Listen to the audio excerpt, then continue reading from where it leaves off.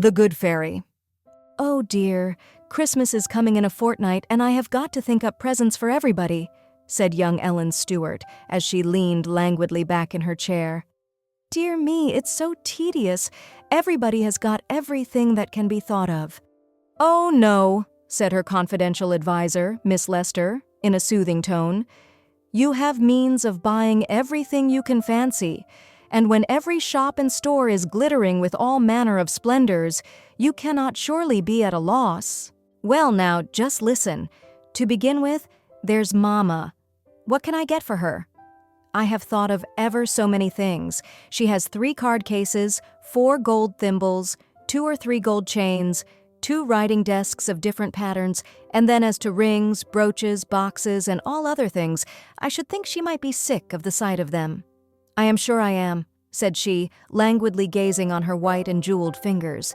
This view of the case seemed rather puzzling to the advisor, and there was silence for a few moments when Ellen, yawning, resumed. "And then there's cousins Jane and Mary. I suppose they will be coming down on me with a whole load of presents, and Mrs. B will send me something. She did last year. And then there's cousins William and Tom. I must get them something, and I would like to do it well enough if I only knew what to get." "Well," said Eleanor's aunt, who had been sitting quietly rattling her knitting needles during this speech, "it's a pity that you had not such a subject to practice on as I was when I was a girl. Presents did not fly about in those days as they do now. I remember when I was 10 years old, my father gave me a most marvelously ugly sugar dog for a Christmas gift, and I was perfectly delighted with it. The very idea of a present was so new to us. Dear aunt, how delighted I should be if I had any such fresh, unsophisticated body to get presents for. But to get for people that have more than they know what to do with now, to add pictures, books, and gilding when the center tables are loaded with them now, and rings and jewels when they are a perfect drug. I wish myself that I were not sick, and sated and tired with having everything in the world given me." "Well, Eleanor," said her aunt, "if you really do want unsophisticated subjects to practice on, I can put you in the way of it. I can show you more than one family to whom you might seem to be a very good fairy, and where such gifts as you could give with all ease would seem like a magic dream." "Why, that would really be worthwhile, aunt." "Look over in that back alley," said her aunt. "You see those buildings? That miserable row of shanties?" "Yes." "Well, I have several acquaintances there who have never been tired of Christmas gifts or gifts of any other kind. I assure you, you could make quite a sensation over there." "Well, who is there? Let us know." "Do you remember Owen, that used to make your shoes?" "Yes, I remember something about him." "Well, he has fallen into a consumption and cannot work any more, and he and his wife and 3 little children live in one of the rooms." "How do they get along?" "His wife takes in sewing sometimes and sometimes goes out washing. Poor Owen, I was over there yesterday. He looks thin and wasted, and his wife was saying that he was parched with constant fever and had very little appetite. She had, with great self-denial, and by restricting herself almost of necessary food, got him 2 or 3 oranges, and the poor fellow seemed so eager after them." "Poor fellow," said Eleanor involuntarily. "Now," said her aunt, "suppose Owen's wife should get up on Christmas morning and find at the door a couple of dozen of oranges, and some of those nice white grapes, such as you had at your party last week. Don't you think it would make a sensation?" "Why, yes, I think very likely it might. But who else, aunt? You spoke of a great many." "Well, on the lower floor there is a neat little room that is always kept perfectly trim and tidy. It belongs to a young couple who have nothing beyond the husband's day wages to live on. They are, nevertheless, as cheerful and chipper as a couple of wrens, and she is up and down 6 times a day to help poor Mrs. Owen. She has a baby of her own, about 5 months old, and of course does all the cooking, washing, and ironing for herself and husband. And yet, when Mrs. Owen goes out to wash, she takes her baby and keeps it whole days for her." "I'm sure she deserves that the good fairies should smile on her," said Eleanor. "One baby exhausts my stock of virtues very rapidly." "But you ought to see her baby," said Aunt E., "so plump, so rosy, and good-natured, and always clean as a lily. This baby is a sort of household shrine. Nothing is too sacred or too good for it, and I believe the little thrifty woman feels only one temptation to be extravagant, and that is to get some ornaments to adorn this little divinity." "Why, did she ever tell you so?" "No. But one day, when I was coming downstairs, the door of their room was partly open, and I saw a peddler there with open box. John, the husband, was standing with a little purple cap on his hand, which he was regarding with mystified, admiring air, as if he didn't quite comprehend it, and trim little Mary gazing at it with longing eyes. "I think we might get it," said John. "Oh, no," said she regretfully. "Yet I wish we could. It's so pretty." "Say no more, Aunt. I see the good fairy must pop a cap into the window on Christmas morning. Indeed, it shall be done. How they will wonder where it came from, and talk about it for months to come." "Well then," continued her aunt, "in the next street to ours there is a miserable building that looks as if it were just going to topple over. And away up in the 3rd story, in a little room just under the eaves, live 2 poor, lonely old women. They are both nearly on to 90. I was in there day before yesterday. One of them is constantly confined to her bed with rheumatism. The other, weak and feeble, with failing sight and trembling hands, totters about, her only helper, and they are entirely dependent on charity."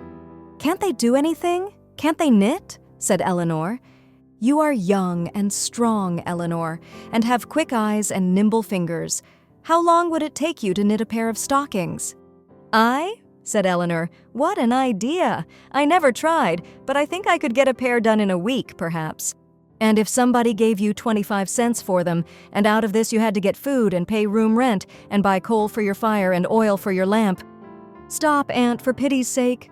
"Well, I will stop, but they can't. They must pay so much every month for that miserable shell they live in or be turned into the street. The meal and flour that some kind person sends goes off for them just as it does for others, and they must get more or starve, and coal is now scarce and high-priced." "Oh, Aunt, I'm quite convinced, I'm sure. Don't run me down and annihilate me with all these terrible realities. What shall I do to play good fairy to these poor old women?" "If you will give me full power, Eleanor, I will put up a basket to be sent to them that will give them something to remember all winter." "Oh, certainly I will. Let me see if I can't think of something myself." "Well, Eleanor, suppose then, some 50 or 60 years hence, if you were old, and your father and mother and aunts and uncles, now so thick around you, lay cold and silent in so many graves. You have somehow got away off to a strange city, where you were never known. You live in a miserable garret, where snow blows at night through the cracks, and the fire is very apt to go out in the old cracked stove. You sit crouching over the dying embers the evening before Christmas, nobody to speak to you, nobody to care for you except another poor old soul who lies moaning in the bed. Now, what would you like to have sent you?" "Oh, Aunt, what a dismal picture." "And yet, Ella, all poor, forsaken old women are made of young girls, who expected it in their youth as little as you do, perhaps." "Say no more, Aunt. I'll buy, let me see, a comfortable warm shawl for each of these poor women, and I'll send them. Let me see. Oh, some tea. Nothing goes down with old women like tea. And I'll make John wheel some coal over to them, and, Aunt, it would not be a very bad thought to send them a new stove. I remember, the other day, when Mama was pricing stoves, I saw some such nice ones for $2 or $3. For a new hand, Ella, you work up the idea very well," said her aunt. "But how much ought I to give for any one case to these women, say? How much did you give last year for any single Christmas present?" "Why, $6 or $7 for some. Those elegant souvenirs were $7. That ring I gave Mrs. B was $20. And do you suppose Mrs. B was any happier for it?" "No, really, I don't think she cared much about it, but I had to give her something because she had sent me something the year before, and I did not want to send a paltry present to one in her circumstances." "Then, Ella, give the same to any poor, distressed, suffering creature who really needs it, and see in how many forms of good such a sum will appear.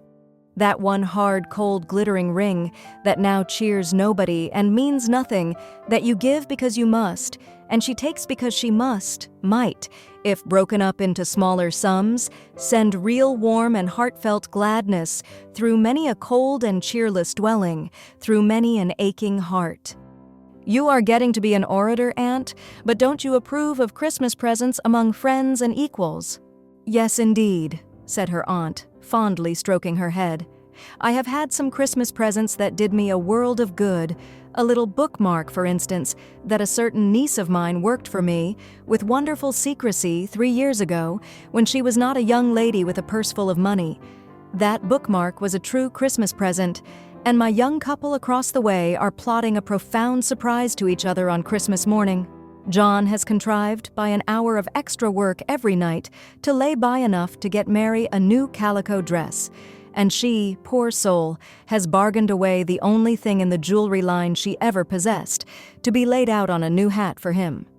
I know, too, a washerwoman who has a poor, lame boy, a patient, gentle little fellow, who has lain quietly for weeks and months in his little crib, and his mother is going to give him a splendid Christmas present. What is it, pray? A whole orange. Don't laugh. She will pay 10 whole cents for it shall be none of your common oranges, but a picked one of the very best going. She has put by the money, a cent at a time, for a whole month, and nobody knows which will be happiest in it, Willie or his mother. These are such Christmas presents as I like to think of, gifts coming from love and tending to produce love. These are the appropriate gifts of the day, but don't you think that it's right for those who have money to give expensive presents, supposing always, as you say, they are given from real affection? Sometimes, undoubtedly, the Savior did not condemn her who broke an alabaster box of ointment, very precious, simply as a proof of love, even although the suggestion was made, this might have been sold for 300 pence and given to the poor. I have thought he would regard with sympathy the fond efforts which human love sometimes makes to express itself by gifts, the rarest and most costly. How I rejoiced with all my heart when Charles Elton gave his poor mother that splendid Chinese shawl and gold watch, because I knew they came from the very fullness of his heart to a mother that he could not do too much for, a mother that has done and suffered everything for him. In some such cases, when resources are ample, a costly gift seems to have a graceful appropriateness, but I cannot approve of it if it exhausts all the means of doing for the poor. It is better, then, to give a simple offering, and to do something for those who really need it. Eleanor looked thoughtful. Her aunt laid down her knitting and said in a tone of gentle seriousness, "Whose birth does Christmas commemorate, Ella?" "Our Savior's, certainly, Aunt." "Yes," said her aunt, "and when and how was he born? In a stable, laid in a manger, thus born that in all ages he might be known as the brother and friend of the poor. And surely it seems but appropriate to commemorate his birthday by an especial remembrance of the lowly, the poor, the outcast, and distressed. And if Christ should come back to our city on a Christmas day, where should we think it most appropriate to his character to find him? Would he be carrying splendid gifts to splendid dwellings, or would he be gliding about in the cheerless haunts of the desolate, the poor, the forsaken, and the sorrowful?" And here the conversation ended. "What sort of Christmas presents is Ella buying?" said Cousin Tom, as the waiter handed in a portentous-looking package, which had been just rung in at the door. "Let's open it," said saucy Will. "Upon my word, 2 great gray blanket shawls. These must be for you and me, Tom. And what's this? A great bolt of cotton flannel and gray yarn stockings."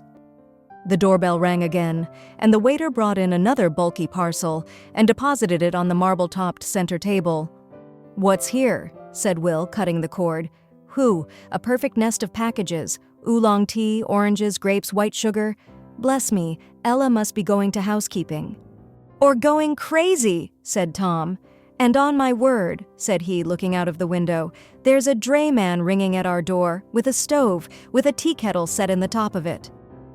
"Ella's cook stove, of course," said Will, and just at this moment the young lady entered, with her purse hanging gracefully over her hand. "Now, boys, you are too bad," she exclaimed, as each of the mischievous youngsters were gravely marching up and down, attired in a gray shawl. "Didn't you get them for us?" "We thought you did," said both. Ella, I want some of that cotton flannel to make me a pair of pantaloons, said Tom. I say, Ella, said Will, when are you going to housekeeping? Your cooking stove is standing down in the street. 'Pon my word, John is loading some coal on the dray with it. Ella, isn't that going to be sent to my office? Said Tom. Do you know I'd do so languish for a new stove with a tea kettle in the top to heat a fellow's shaving water? Just then, another ring at the door, and the grinning waiter handed in a small brown paper parcel for Miss Ella. Tom made a dive at it, and staving off the brown paper, developed a jaunty little purple velvet cap with silver tassels. My smoking cap, as I live, said he, only I shall have to wear it on my thumb instead of my head, too small entirely, said he, shaking his head gravely. Come, you saucy boys, said Aunt E, entering briskly. What are you teasing Ella for? Why, do see this lot of things, Aunt. What in the world is Ella going to do with them? Oh, I know. You know? Then I can guess, Aunt. It is some of your charitable works. You are going to make a juvenile Lady Bountiful of Elle, eh? Ella, who had colored to the roots of her hair at the exposé of her very unfashionable Christmas preparations, now took heart and bestowed a very gentle and salutary little cuff on the saucy head that still wore the purple cap, and then hastened to gather up her various purchases. Laugh away, said she gaily, and a good many others will laugh too over these things. I got them to make people laugh, people that are not in the habit of laughing. Well, well, I see into it, said Will. And I tell you, I think right well of the idea, too. There are worlds of money wasted at this time of the year in getting things that nobody wants and nobody cares for after they are got. And I am glad, for my part, that you are going to get up a variety in this line. In fact, I should like to give you one of these stray leaves to help on, said he, dropping a $10 note into her paper. I like to encourage girls to think of something besides breastpins and sugar candy. But our story spins on too long.